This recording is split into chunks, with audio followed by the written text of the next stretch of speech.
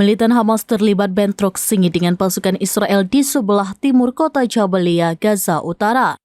Dalam video yang dirilis pada Selasa 21 Mei 2024, anggota Hamas tampak menyerang helikopter Apache milik Israel.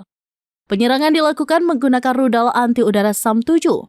Bentrokan sengit terjadi antara perlawanan dan pasukan penjajah Israel di sebelah timur Deir al-Balah di jalur Gaza Tengah dan Jabalia di jalur Gaza Utara.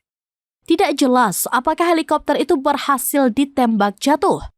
Selain itu, para pejuang Hamas juga menembak seorang tentara pendudukan Israel di sebelah timur kamp Jabalia dan menargetkan IDF yang ditempatkan di dalam penyeberangan darat Rafah selatan Gaza dengan peluru mortir.